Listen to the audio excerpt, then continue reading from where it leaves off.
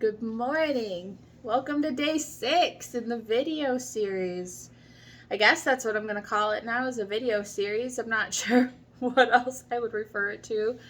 Miranda's little project, I guess. I don't know. I just keep thinking of stuff I want to talk about. Like, oh, you know what? I think people should know this. And it just keeps going. So I'm okay with that. Today, being Saturday for me, I have just a buttload to do, and it made me think, like, that's something good to talk about, is new activities, having shit to do.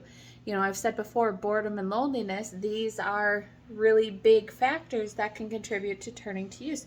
So when we stop using, we have all this extra time on our hands, and what are we going to do with it? And this is a part that I tell people, like, it doesn't always have to be bad, right? Like, sometimes maybe it's okay. Like, we get to find new activities to do. We get to try out new hobbies, new interests, things like that. And it may sound overwhelming. It may sound too vague. It may even sound scary to, like, put yourself out there to try things, but it can be exciting. It can be fun. So today I'm going to plant a garden. I decided maybe I want to grow some cucumbers and fucking green beans. I don't know, maybe a zucchini. So I'm going to give that a whirl. Fuck it. Worst case that happens, it doesn't work. Another project, I bought like 40 little bottles of craft paint, and I have this entire wall in my bedroom, and I'm just going to throw colors on it and see what happens. And then hiking is one that I know that I like. I'm going to do that at some point today. Reading, same thing. So, like, we have interests. We have things that we like to do, but then we push ourselves a little bit further, try something different, and it's okay. And maybe you find people along the way, right? Like, I was thinking maybe I'll have my nephew show me how to skateboard for fun. Am I going to fuck myself up? Undoubtedly. Yes, your girl is not fucking coordinated. Like, but it'll be fun, and it's that kind of experience, right? You see all these stupid fucking inspirational quotes about life is about the moments and stupid whatever, right? But at the end of the day, it is true. Like, life is about these moments and these experiences and that kind of thing. So why not give it a whirl? And that's something that we need to do, especially when stopping use or when we want to make a change, even if it applies to, like, mental health, anxiety, depression, these types of things. We need to try new experiences. We need to do something different. We need to be different. And I mean, like, take anxiety, for example. Like, one of the treatments that they do for anxiety is exposure therapy. You expose yourself to it, which is essentially doing something different, trying something new. I mean, since we're talking along the lines of mental health, like, boy, oh boy, how hand in hand does that go with substance use, right? I'd say of my hundreds of clients, I have yet to meet any that don't have some type of mental health concern going on along with the substance use, whether it's drug induced or it came first or it's the cause or it's the reason for their use. They are just very deeply ingrained, right? So addressing that, whether it's something that you're going to have ongoing or if it's something that's just temporary because of the substance use, it's very real. And so we have to treat that and take care of it, right? So new activities. What can we do?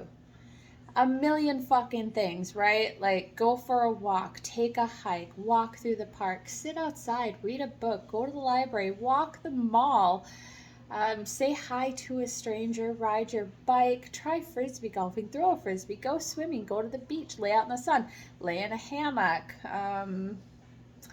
paint some rocks, tie-dye something. My fingers, you can see, very unfortunate tie-dye mishap last night.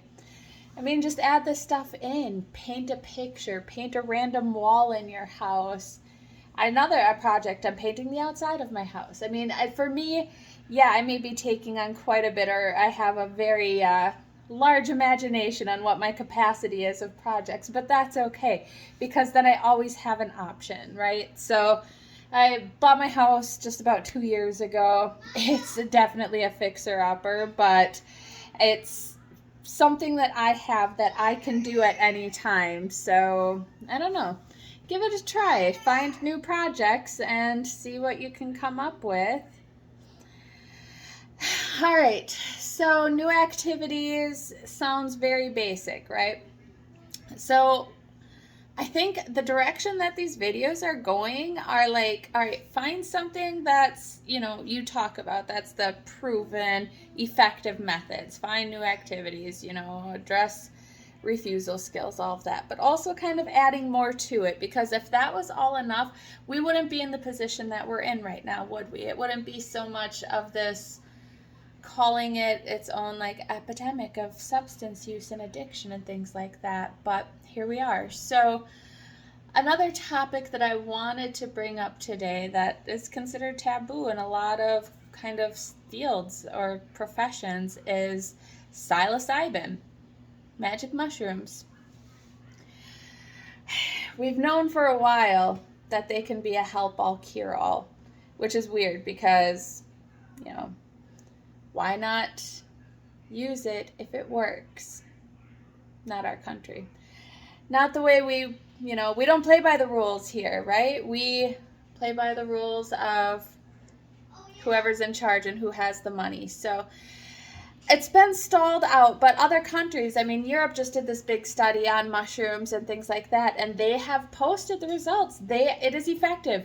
They're finding, they started out, their first studies were in cancer patients, right? So it was terminally ill cancer patients, and using psilocybin one time completely changed. It was like 70 to 100% had a better outlook on their prognosis, on the end of life, on kind of how they felt about it, right? So it took some of that fear and anxiety away.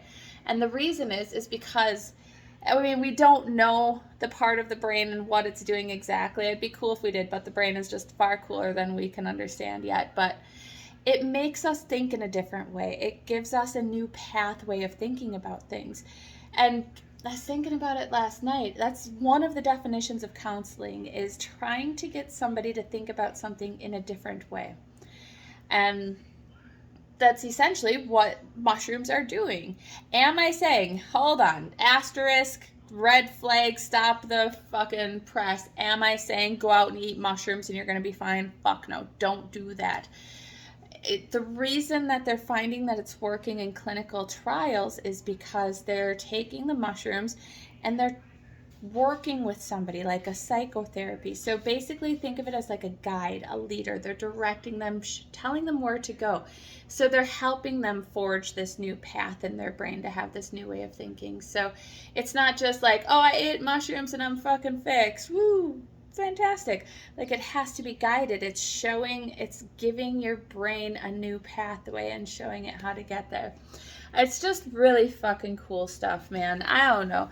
I think the whole study of psilocybin, mushrooms, microdosing, all of that for mental health or addiction, I think it's very promising and it's going somewhere. And I think what's interesting about it is the fact that that's what it's doing, is it's giving our brains new pathways, letting us think differently about things. So take that into your day, right? Like, try to think about something in a different way. Try to do something new. Try to step out of what you've been doing, because if it hasn't been working, then it fucking hasn't been working, man. So on that note, good luck. Try something new. Don't go fucking eat mushrooms and be like, that bitch on YouTube told me to. Just try something new. New pathways. Have a good day. Bye.